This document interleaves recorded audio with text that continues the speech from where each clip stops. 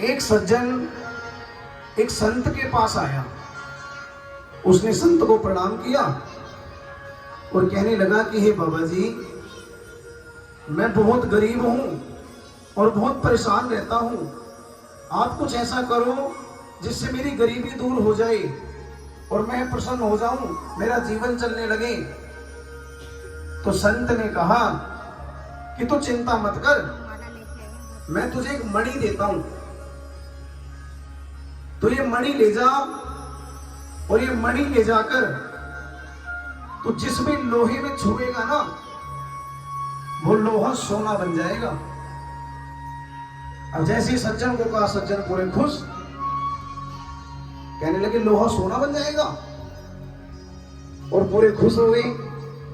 कहा एक बात ध्यान रखना, ये मणि आपके हाथ में 24 घंटे तक रहेगी और यदि ये 24 घंटे आपने व्यतीत कर दिए तो ये मणि गायब हो जाएगी।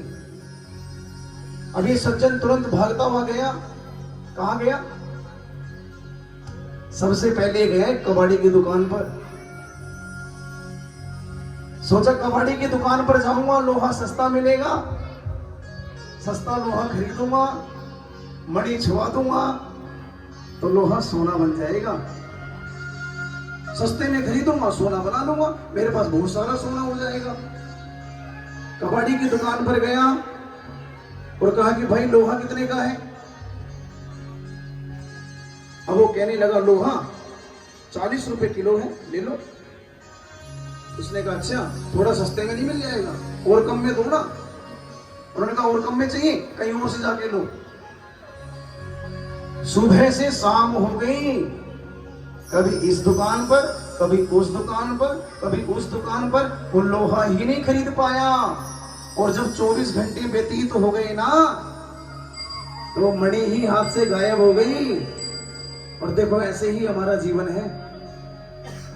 हमें जो मनुष्य शरीर मिला है ना, एक मणि के समान है और आप इससे अगर चाहो तो पुण्य भी कर सकते हो और पाप भी कर सकते हो। और ये 24 घंटे जो हमारे पास है ना,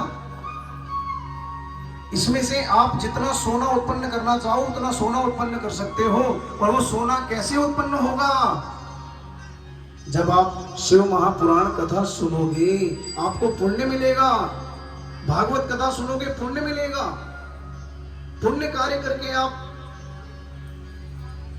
लाभ उठा सकते हैं। और सूत जी ने कहा कि जहां पर भी कथा हो, जैसे भी अपने यहां शिव महापुराण की कथा चल रही है, तो कथा में आप बढ़ चढ़ करके हिस्सा लें।